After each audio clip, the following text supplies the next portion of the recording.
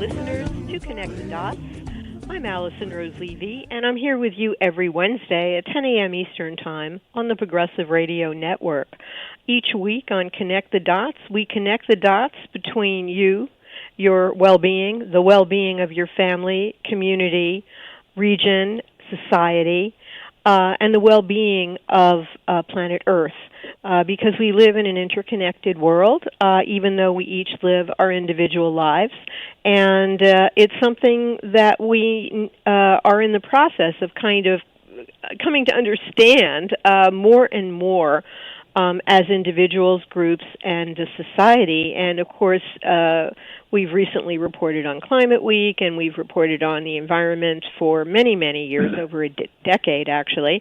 So the reasons for that are all too apparent. I'm a long-standing journalist in these areas of environment, health, food, agriculture, media, and as well as popular attitudes and understandings, you know, what we know, what we believe, and how we act accordingly. We cover, we have a lot of activists, authors, poets, filmmakers, organizers, scientists, doctors, on this show. And today's show is a bit unique and different because today we're going to be featuring Alan Clements, who I've always found as, someone who's kind of skeptical of inner solutions for privileged people, and I'm pretty open about that. I've found some interest in his work because I consider him a unique bridge between spirituality, activism, and our role as citizens in our society. He has a very interesting and complex history, which we'll be discussing a bit on the show. He's also the author of a new book. He's written many books, Wisdom for the World. And for New Yorkers, he's going to be presenting here in New York this coming Friday, just a couple of days from now. So we'll be talking all about that in this program. So welcome to Connect the Dots, Alan Clements. Good morning, Alison. Thank you for having me on. Well, it's great to have you here. Lovely. One of the things that that you talk about, which is probably the term from Buddhism that that's always carried a lot of interest and kind of weight for me as an activist, is Dharma. And I kind of feel that it's kind of central to the bridge that we're discussing, and I wonder if you could define it for our listeners. Okay. Yes, absolutely, Alison. It's a thoroughly abused word, and it's a complex word. If you look at the Sanskrit dictionary, which is a Sanskrit word, Dharma, there's 100 pages of definition. And the Buddhist Pali word, the tradition I come from, it's spelled slightly different, Dhamma, Dhamma. I use the word Dharma because it's more well known. In short, what it means is lawfulness in architecture, patterns, conditionality, laws that can be understood as a framework for consciousness in context, to self, to planet, to cosmos. So it's the physics of consciousness as it is understanding our intimate interrelatedness with things. So in other words, it's the study of states of consciousness. For example, if we're angry, we have a sense of justified upset. We feel a quality of contraction. We objectify the problem often to be external. That set of comments I just made could be seen as dharmas or lawful characteristics and manifestations of the state of mind called anger. On a very simple level, it could be understood as freedom. Freedom of mind, freedom from fear, freedom from greed, freedom from ignorance. Also, the opposite, which is a positive freedom, Alison, of the evolution of the true, the good, the beautiful, the evolution of generosity and loving kindness, of compassion. It's also, to conclude, a very complex definition. It's really the practice of global human rights. It's the practice of freedom of speech. It's the exercise of freedom of conscience. It's the practice of freedom of thought. And it's the extension, the renunciation of things that contradict or denigrate inner environmentalism and external sanity to the planet. So those are some of the basic definitions. And if you want to remember the most important, what you think and feel and say, how does it affect your interior environment? And it's the study of its effect externally, contextually. Dharma. Thank you. That is really beautiful, and there is a lot in that to reflect on and unpack, because in effect, the way that spirituality is often taught, there's a kind of premise within it that you have completely stepped beyond. And that premise is, if I do something, if I meditate, for example, and work on my inner environment, then this is going to inevitably radiate out and change the whole world without reference to what may be going on in the world, which I may be evading or, feel very uncomfortable about. Who doesn't feel uncomfortable about what's going on in the world today? Exactly. We're in a moment of tremendous risk and turmoil. But what you're actually saying is that there's a larger context for spiritual alignment that is both inner and outer, and that we can actually look in both directions, as a kind of continuity, to align with and strengthen, what is in alignment for everything. Mm-hmm. Now, you have a little post that I just want to read because I think it's quite relevant, and it's also something that we need in a time where, especially now with, last week we were talking about the environment and Greta Thunberg, and for the last 2 weeks, really, there have been global events on climate. Now we're in the public life. We're in the throes of political acts of wrongdoing of various kinds, and also, the repercussions of how those are addressed.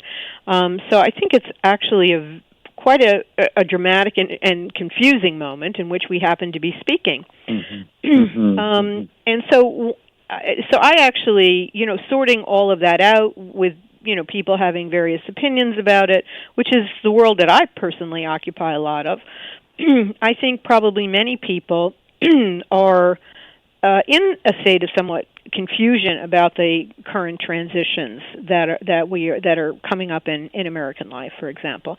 So you offer a meditation or a reflection on world Dharma, and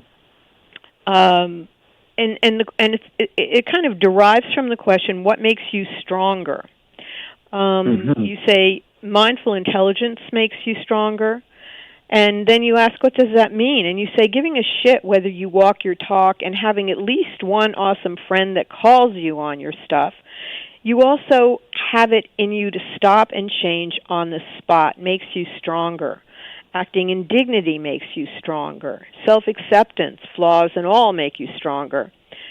Living at the front lines of a true and authentic life make you stronger. Caring for others and giving a shit about truth and integrity in your relationships make you stronger. Ceasing collusion makes you stronger. Fighting for justice and standing tall in conscience, regardless of profit and social acceptance, makes you stronger.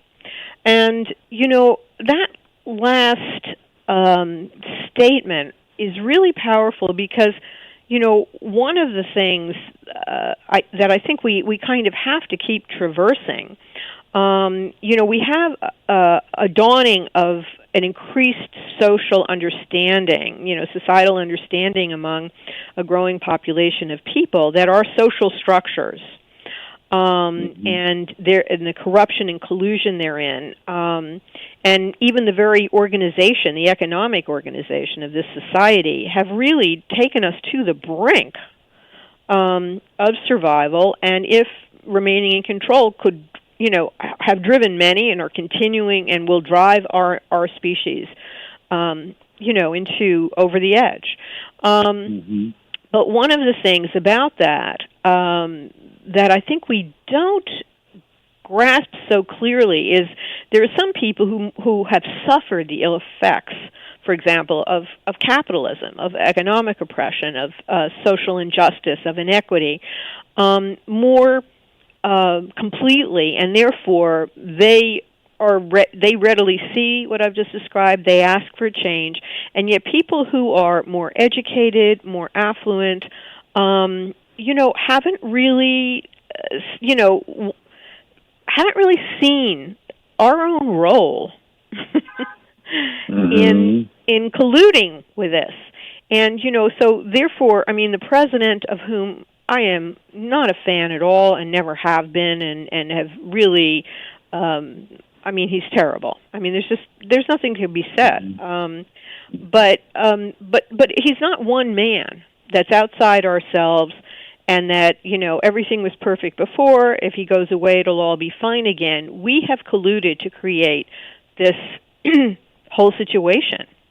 And the part where we take responsibility for our collusion and change it, I feel could be really turnkey in moving in the right direction. I'd love your thoughts on that. Well, beautifully expressed. Such an incredibly complex context that we're, embedded in by birth, by function of birth. We're compelled to eat, to sleep, to procreate, to answer the call of nature, to live within this anatomical photonic structure of light and body and blood. There's so many forces that compel us to live a conditioned life, and within that, there seems to be, to quote Viktor Frankl in Mankind's Search for Meaning, there were those few among us in the camps at Auschwitz that walked among the people and gave away their last morsel of food. There is that sense of choice. And if I were to isolate upon a state of consciousness, Alison, that I most empower, is that I have a choice in what I think, say, and do. And that, to me, is the basis of decency, of dignity, of global human rights, of environmental sanity. Examine your behavior, Alan. That was what was drilled into us in the monastery. Examine your state of mind. How does it affect you? And be honest of how it affects and impacts others.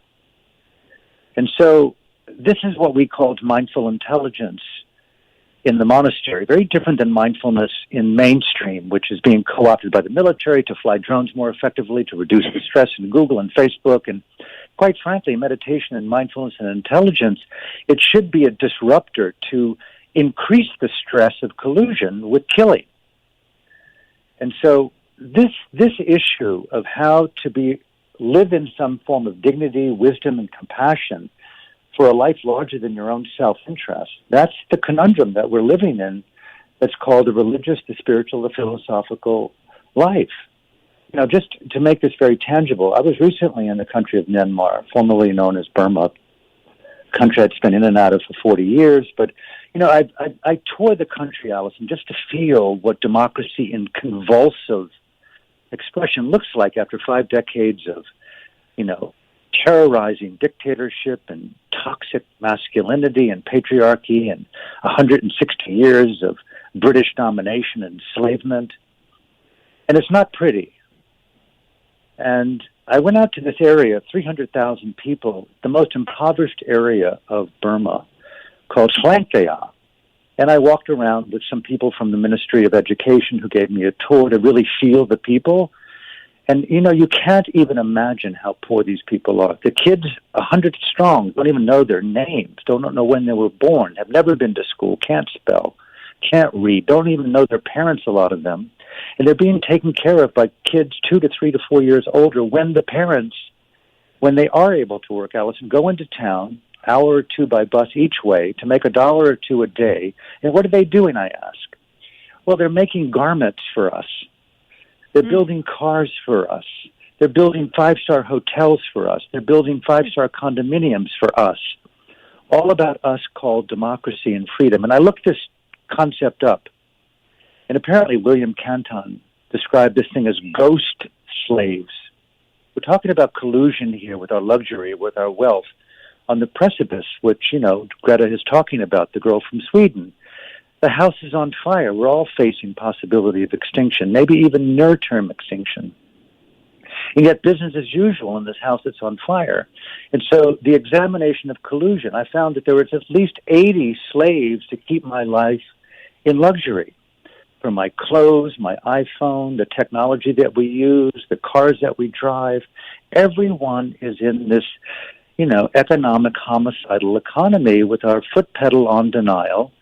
And I'm not judging anyone. It's just the most intractable, complicated circumstances. And so the person of conscience today, I would think, a little bit like the Vietnamese monk way back when, in 1965, when he lit himself on fire, to bring the world's attention, if you will, to the crisis of life in Vietnam based upon the invasion of his people by the American ideology of killing nearly 2 million people in the name of a lie.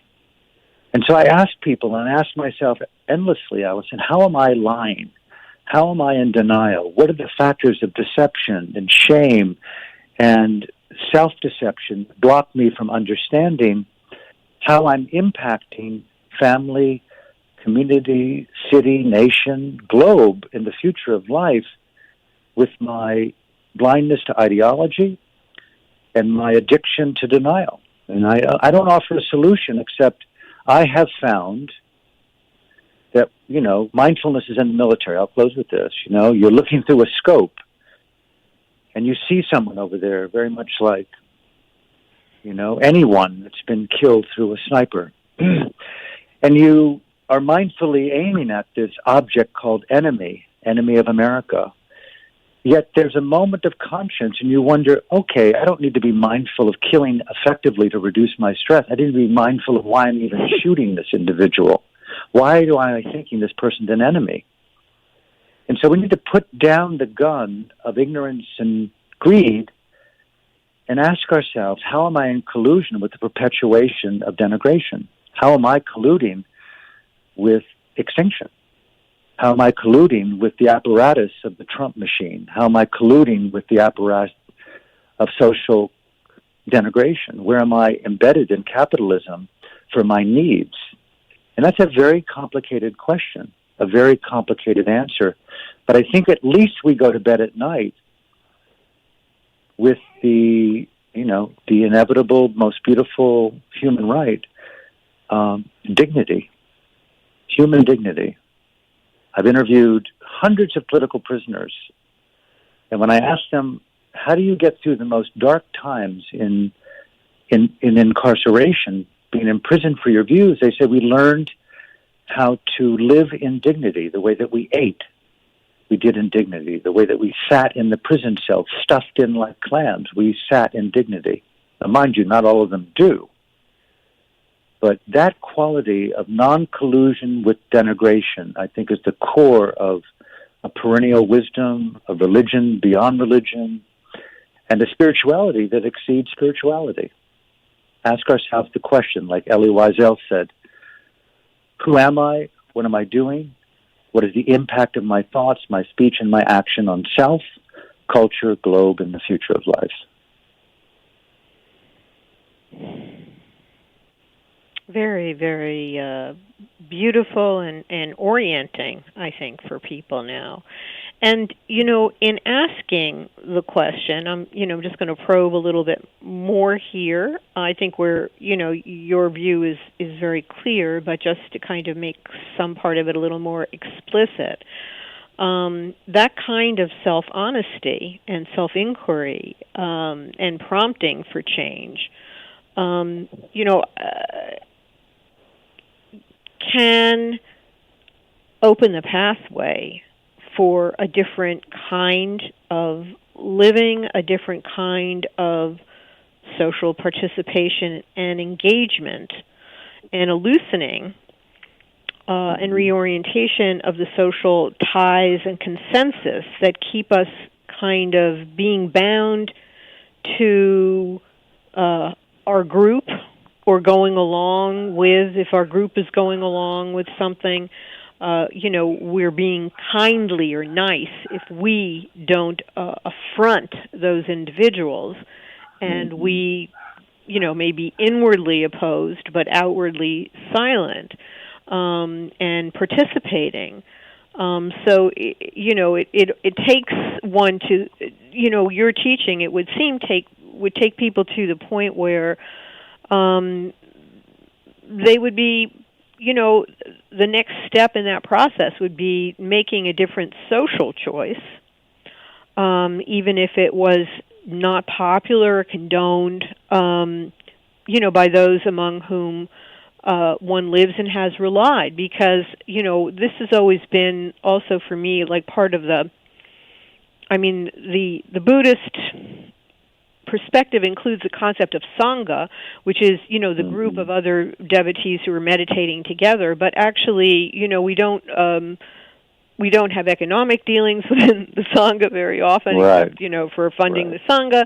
We don't earn our living in the Sangha. We don't partake, of meeting our needs for housing and everything within the Sangha. So there's a whole level of what, our role, interaction, place, and involvement in community that can then, tie us back into these collusions. And it's at that point, inwardly one may safely feel these other things, but then, outwardly one could be the mindful person, who's a sniper, as you point out. And of course, most people listening to this are not in that particular role, but if we are silent on military engagement, then we are actively in collusion with those who are putting that in motion and enacting that on both personally and on other people's, and as a matter of national policy. I mean, one of the things that was shocking to me that I kind of keep going back to is in attending the recent town hall on climate that was given on CNN in the absence of the debates really addressing that topic thoroughly. A number of the candidates, while, professing and claiming and promising and doing all they do to, imply that they will take the kind of action that Greta Thunberg, and Bill McKibben and many other people have been calling for, on the other hand, they're standing up and saying, I believe that we're the leader of the world, as Americans, and and sort of basically enlisting us in our dominion in military action and being the policemen of the world. And the thing is that most people actually don't even hear that this is going on, nor is there even though, we've had a million articles that point out that military action is one of the largest contributors to climate change. It's never mentioned. Exactly. And then economically, it also ties up our resources and invests them in precisely the wrong direction. And yet, every time, a candidate, and they did it one after another, stands with, one exception, stands up and says, we Americans, it appeals to this sense of pride, and that very... And loyalty, and that very pride and loyalty is corrupt right there, and people don't even feel they can oppose it or even notice it. It's been normalized to the point of it's deadened. People don't see it. It's said publicly, but it's invisible. Mm-hmm. Complicated comment, complicated issues. I go back to my own roots, Alison, in the study of revolution.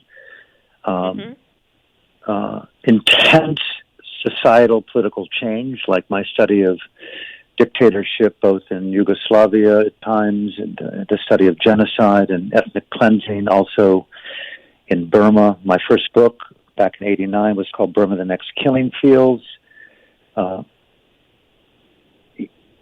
I take the position, it's very simple, I don't want to sound simplistic about it, but it's super complex, it's very straightforward, so that people have a practical, I should say not people, this is how I live, take it off other, is I'm not a big person, I'm not being invited on to the international television shows, I'm not debating Trump, I'm not a presidential candidate, my books aren't bestsellers on the international New York Times, but I do believe that I'm interacting with life every minute of my day.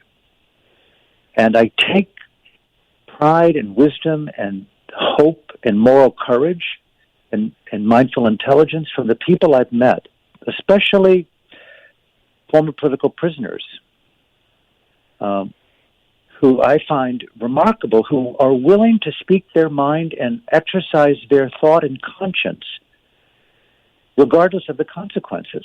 There are epic individuals in almost every culture. But they have informed me that, Alan, the way of successful revolution is one person at a time. That we didn't do it to overthrow the dictator. We didn't do it to transform the fabric of totalitarianism brought to us by the British. We did it because it was an act of conscience that was within our means. We did it at home first, Alan. And I really love that, Alison, that call it mindful intelligence in interaction. That I cannot be who I am, the South African term, Ubuntu, without other. And who I am is a measure of my worth based upon how I feel you. So that mindfulness and meditation and intelligence, empathy are all informed by how well do I care for the person in front of me, my wife, my husband, my child, my inner Buddha, my pets, for God's sake, my clothing, my food, my posture. And so people talk about doing yoga and they talk about sitting meditation. I say abandon those practices and make it a way of living, just like we breathe. We don't practice breathing in a yoga studio. Yes, you do something there as well, but you can't breathe today to hold breath in for tomorrow. You don't go back to the studio to be who you want to be right now. So this living, breathing, mindful, intelligent Ubuntu, I think it really comes back to you and I. How well do we interact in a way that's conscious, conscientious, caring, and embodies our values and principles? And let that, if it does, let that rippling effect of transformational wisdom be seen by the stranger next to us in the subway, or by my friend who asks you, how was your day today? And I say, well, Alison and I talked. What did you talk about? We talked about what it meant to care for one another in our immediate circle. I think if people did that more and more and saw that they have every ability to manifest the highest values of non-collusion with the denigration of life right here and right now, then that becomes a very doable revolution. And I would say it's the revolution of one person at a time. But what if, for example, I'm going to push back on you here, because you can, absolutely, I love it. One at a time thing, and then people retreat off into a corner. So, what if that involves, for example, work that serves the people with great economic wealth and who are putting forth these destructive agendas? What if, as many people are, people are conscripted to work on behalf of these destructive, larger systemic forces? Because the picture of one at a time, there's obviously that is very important. I don't want to minimize that. At the same time, if one is entangled with these destructive forces and therefore promoting them, serving them and advancing them. And I'm thinking of very specific instances of this, of which I personally am aware. How does that work? Because, one could be the nicest, kindest neighbor, friend, partner, and still be, in effect, devoting one's work to the service toward these destructive forces. Well, thank you for asking the question. There's no pushback at all. I'm just being cautious with how radical I want to be, truly. And so thank you for the invitation. I say if you notice any collusion where you're participating in the destruction and the denigration that impacts life in such a negative way, cease that activity, as I said when you read my little piece, cease on the spot. And do the very biblical thing that we all are, have, at least I was trained to do. Put yourself in the mind and body of the other. How would you like to be spoken to or behaved with? And if you feel that it would be unpleasant to feel what you're doing, then cease that behavior. Morally rise up and stop. But, this is where mindfulness, you were earlier saying in the preface, this is where I'm really at odds with Western spirituality, most of it, and the mass lay mindfulness movement that's been co-opted to reduce stress so that you can participate in corporate denigration and violent behaviors. I say increase your conscious stress, and if you feel it, and if you cannot be heard within the context that things need to change, then have the moral courage and do all that you possibly can to pare down your life, to live within your means, and to cease compromising your conscience and give up those particular denigrating behaviors and actions. Quit your damn job. I think if enough people did that, then things would change. I have stopped participating in global Buddhism. I've stopped my paying rent.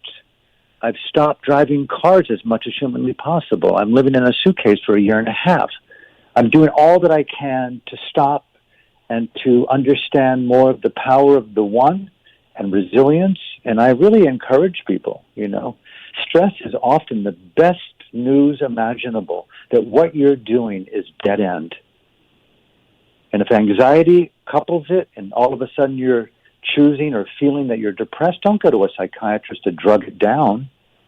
See it as actually a benediction, a heavenly messenger, that what you have is the awakening of conscience, that what you're doing, what you're behaving, how you're going about it, you've got a moral compass inside that says maybe this is not the right way. And ask a good friend, find a mentor, and decide if it is or it isn't. And if it is, quit.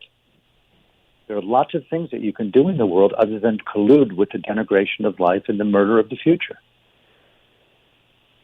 So let's say I'm just making up a really concrete and rather primitive example here. Let's say I'm a designer and I have a good income. I make high-end clothing that is only affordable by wealthy people. The fabrics, are shipped around the world to get the rarest ones that are used. And this is an act of beauty. It's an act of aesthetic creation. There are people, willing to pay for this, and I have a very wealthy clientele in the company that I'm working for. People buy. So is that, and yet. And this is in the service of the people. Just quit. Yeah, just quit something. Just quit. Quit with a loud voice of how wrong it is. And do all that you can to infiltrate as many people with the truth of the circumstance that what we're doing is decidedly wrong. Why? Because it doesn't serve you. It's the denigration of life. Look at companies like Lululemon that mass manufacture microplastics. I mean, everyone who wears them primarily, swears by organic, does yoga, but by and large perpetuates the myth that they're, supporting the future of life when in fact you're perpetuating the murder of life. So just look into the implications of your behavior, like planting trees. Why don't we talk about not clear cutting? It's like talking about let's produce more fish rather than stopping killing animals. I mean, so there's ways to really look at things that exceed your logic. And when in doubt, ask someone as a mentor, read a book, ask a discussion, or, bring into your corporate elite clothing garment world a discussion on the ethical wisdom of what we do.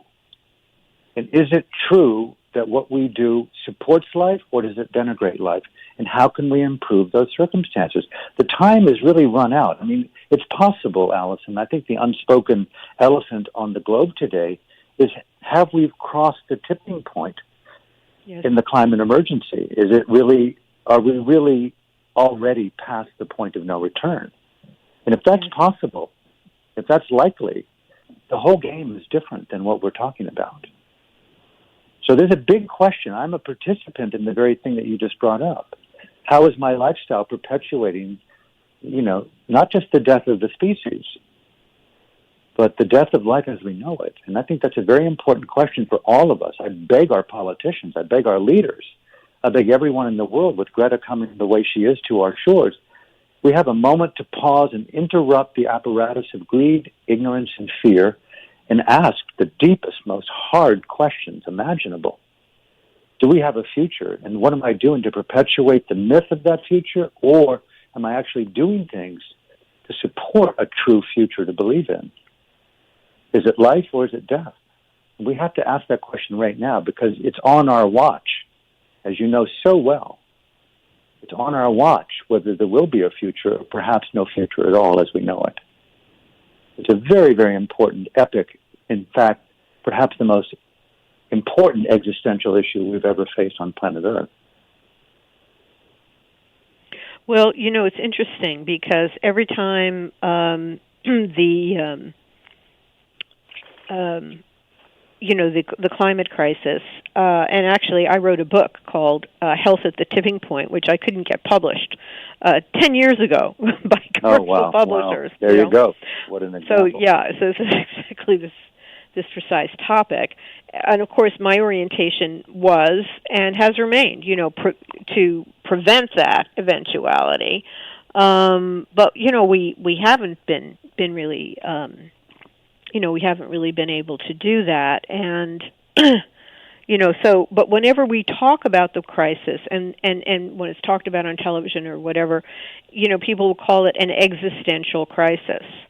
And, I always feel in that usage that the word existential actually puts people to sleep by distancing them from the word crisis.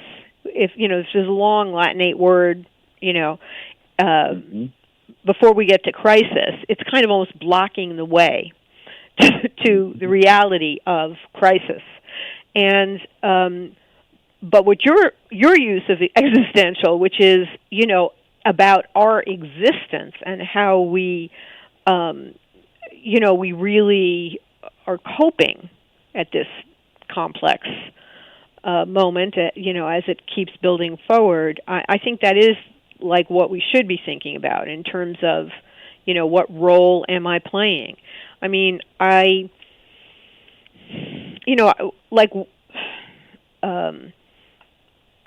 if I'm a waiter in a restaurant it's not a chain, it's a high-end restaurant, and it's frequented by very high net worth individuals who are profiting, from the industries that are earth destructive. I think actually the dilemma of people often is that they are the waiter, or they're the maitre d' who is like kind of has a better role in a status sense and earns more money. We're at different places in this social spectrum where we are serving this, without and kind of in the name of survival. So it's not about like a harsh or shaming judgment, but it's about the implications of waking up from that. And also I think another part of it is one of the things that looking at your history is the fear of being an outcast. When we see the way outcasts or people of lower economic means are treated, people greatly and rightly fear stepping away from the ties that bind them into these kinds of different forms of participation that we've been talking about. It's kind of like the rules of the social consensus prohibit it, and the punishment that we see meted out toward people who take a different kind of stand, is very fear-provoking. But you're somebody who has been a social outcast and has made those choices. I mean, what are the lessons of that that you would offer to our listeners? Oh, wow. What authenticity and integrity and conscience has a price. It means you will be vilified, denigrated. You will be an outcast. You'll have a smaller circle of intimates. You'll pay the price economically. Your income will go drastically down. Opportunities will cease to be available. Good people like you will see the light and support as a fellow outcast to bring voice to the darkness. And, I'm a small person, but I have admired radical individuals who've brought light, safety, peace, sanctity, and the future of life to life. I don't know what that is about. I don't know why. But I refused to participate in the war machine in college. I quit the University of Virginia, where I could have been a lawyer, had a 6-year scholarship. I could have been somebody. And I chose, I chose to walk on. To use, the U2 song, I walked on.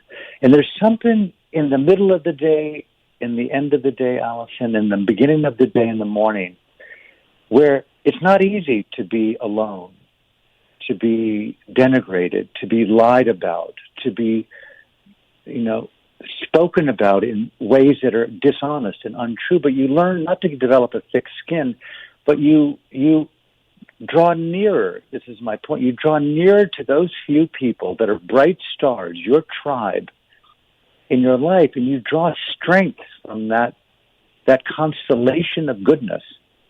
And the reward of living within conscience is so remarkable, so beautiful. I mean, I was so blessed as I traveled the world to meet these radical voices. I've got 4 books coming out, February 20th, 2020. Called Burma's Voices of Freedom. It's a 7-year investigation of the top, not always the most, popular, but 100 of the most radical revolutionaries who empowered nonviolence to challenge dictatorship, and what their lives were like, and how did they find strength to do it. And it was just that tipping point inside where they went from collusion with fear, and where they began to, as Aung San Suu Kyi, I did the book with her back in 96 called The Voice of Hope, they use a phrase, they didn't overcome fear, they learned how to coexist with fear. So the phrase, learning how to quiver with fear, became an act of conscience. And it's a turning point. It's a turning point from collusion, where all of a sudden you don't need to be fearless, you just need to learn how to coexist with the awakening of conscience, which is quivering with fear, because you all of a sudden have gained your integrity. I mean, you could imagine all of a sudden if President Trump were listening to us, and for who knows what reason, he did a high dose of metaphorical LSD, or he just had an act of God, or he went down on his knees, or, who knows why. And it was like, oh my God, I have seen the light. Well, I'm a real believer that, a lot of really crass, ignorant, dumb people like myself when I was younger, I had an awakening. And if I can do it, you can do it. And so part of the deal is go back to your family, go back to your inner tribe and people, and be your most authentic self. Don't be, try to be a global mystical activist, but if you're working in a job that's difficult, or if you have a stressful life, apply your principles of religion, philosophy, and spirituality right at home. right at home. Be the best person that you can be. What does it mean to ask questions, to go beyond the collusion with silence? You know, I've had a recent death in my family, and part of the reason for that death was an unfortunate circumstance that no one really asked the questions that could have been asked prior to that death. And I really beg people to really empower spirituality and meditation as an act of questioning, intimate questioning. Who are you, wife? Who are you, husband? How do you feel today? And that gives you strength to build this moral courage to possibly be the next Rosa Parks. Who knows? Wow, that really takes it home in a different way than follow the train of thoughts in your mind, so that you can, go out and solicit donors for your project or whatever. Yeah, no, I'm a two with that thought. Leave the money off the table and keep the heart of the matter close to the front of who you are. Keep it so simple, because remember, I'm coming from the school, but I'll just share with you. A lot of my teachers and mentors, Alison, have been prisoners of conscience. And I don't know why I've been gravitating towards them for the last 35 years, but it's an undeniable dignity to go to prison and to suffer the greatest indignities. How many women I've met who've been gang raped in prison, many of them broken, but those who weren't broken, and those who were broken had other women who supported them, that they didn't regret their decisions. They stood up for the future of life. And there's something quite beautiful about that. We have a young Swedish activist coming to our soil today to meet with millions of other boys and girls around the world on Boycott Fridays from school, and not to mention the adults who understand, who are asking, do you care about the future of life? Do you care about the data? Do you care about what you do that's either perpetuating safety and peace, or do you care about stopping what you do that perpetuates denigration and possibly global annihilation? And so we're asking ourselves today to go beyond our religion, philosophies, our gender, our nationality, and to empower a world dharma, a global environmental sanity, a global human rights, a democracy that exceeds culture, and ask ourselves the most difficult questions of all. How does my thoughts, speech, and action impact my family, my community, my country, and my globe? And write them down. And if you have the courage to intercept and stop those denigrating behaviors, then write 2 or 3 things down that you can do to intercept and stop those behaviors slowly. And let me say this, people often ask me, because of my history as a Buddhist monk and having spent a considerable amount of time in silence and meditation, what is meditation? And if I may add, since you even haven't asked the question, because I think meditation is a very misunderstood word in the West, in the world. It comes from the Sanskrit Buddhist Pali word bhavana, B-H-A-V-N-A, and it means the beautification of the mind. And going deeper into that, it's knowing, it's having the wisdom and the mindful intelligence to choose beautiful states of consciousness. And so meditation, in the training that I got in Burma at the epicenter of the mindfulness movement, was, Alan, do you know the colors on the palette of your own inner mind? The colors of beauty. What would they be? Authenticity. Do you know how to put your mind into the emotion of authenticity? Integrity. Do you know how to put your mindfulness into the emotion of integrity? Conscience. Do you even know what conscience is, Alan? You ever felt it? Do you know how to apply mindful intelligence to submerge yourself in conscience and have the courage, Alan, to feel the voice of conscience? They would speak to you that way. So you're developing inner artistry, they would say. So meditation is bhavana, or the beautification of consciousness, or the action of inner artistry as it applies to the canvas of context. And so when you think about, do I want to beautify my mind today in relationship to other, or do you want to watch your breath in 5 minutes at the end of the week to reduce stress? You choose. And so many people have been co-opted by the commerciality of reducing stress. Just practice 5 minutes every other day. Well, that's just nonsense. Give up that story and say, listen, I'm a human being. I'm breathing all the time. Why can't I be the best that I can be wherever I am, just like I breathe? And what is meditation? Breathing beautiful states of mind. You have a choice, coming back to Viktor Frankl's state. There were those few among us in Auschwitz that gave away their last morsel of food. Be that person, Alan. That's how I was spoken to in the monastery. Be that person who gives something, not just thinks about giving. Be that person who puts yourself in the mind and body of another person. Be empathy. Don't just talk about being empathetic. So they would apply to this process that meditation is an action, not just sitting still, watching your breath. Thank you. That's really fantastic. I love that. It's an action. Great. That is a very that's the shift right there. I'm sorry to have to ask this question, but I can't keep away from it. And and before we get into it, I just want to say for New Yorkers who might be listening that Alan Clements will be in a conversation in New York City this Friday, and there'll be a World Dharma Forum as part of the Global Crisis and Inner Acts of Rebellion. This Friday from 6:30 to 9 p.m., Alan will be in conversation at the Padma Meditation Center at 6 West 14th Street, number 2B, New York, New York. You can go to his Facebook page or his website, alanclements.com, in order to, sign up because there are a limited number of spaces.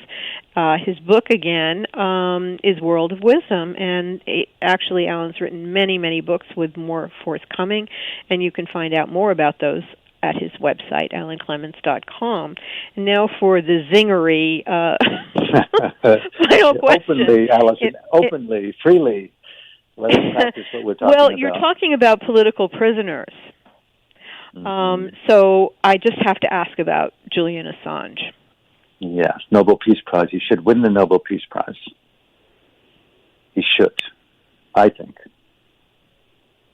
Well, I agree with you, and he's I've been in the media for decades, and he is basically filling in for the shortfalls in our media and paying a very, very steep price. So I think whatever people's political persuasions, what you said about people of conscience who do what they must do and who pay the price. I mean, to me, he's a very salient exemplar of that for our culture. So. Yes, he has embodied an enormously high degree of ethical courage, I think, and mindful intelligence. Set aside the issues through the media of his humanness. What he has provided as a mirror of our government, the global corporate elite, the lies, the deception, the murders, and the behaviors to denigrate him and to vilify him is such a clear example of the forces of darkness and evil trying to blot out decency, conscience, and quite frankly, the very future of life. And so, yes, there's a great example. We also have enormous examples. We have, our great underground conductress, Harriet Tubman, for God's sake. Here she is enslaved and beaten and escapes to Canada to freedom, and she has an active conscience, as everyone knows, and said, my freedom is not complete without helping to support the freedom of others, and comes back and risks her life. And how often I've heard the quote, often prior to her passing away, if she had any regrets. She said, yes, I wish I could have convinced 1,000 more of my black brothers and sisters. They were actually slaves, but they were so conditioned and indoctrinated in the white apparatus of slavery, they didn't know it. And so we're in this embeddedness, and sometimes we don't understand our slavery. But Julian and many other people throughout history, and perhaps people this month, will rise up in their courage and take these great examples and break the spell of greed-driven servitude and go, salvation, hallelujah, and pray our acts collectively, protect the future of life. What is there to life without life? And so let us participate as a life-giving expression of being and really examine our collusion to the denigration of life. Thank you so much for being with us today on Connect the Dots, Alan Clements. It's been a real honor and blessing to hear your thoughts and be in dialogue with you. Thank you so much. Alison, my honor. Thank you so much. And thank the listeners for listening. Yeah, thank you, listeners. If you're in New York, check out the event this Friday, October 4th, maybe see you there. And thank you, listeners. Each week on Connect the Dots, we're here every Wednesday at 10 a.m. Eastern Time on the Progressive Radio Network. So come back next week for our next edition. If you've enjoyed this show, it will be mounted in the Connect the Dots archive and under connectthedots.podbean.com, and you can find this show there and share it with friends on social media. I think it has Alan's work has a tremendous amount to offer us in this moment. Thank you for being with us, and until next time, I'm Alison Rose Levy. Heads up, keep marching forward in company with all our relations.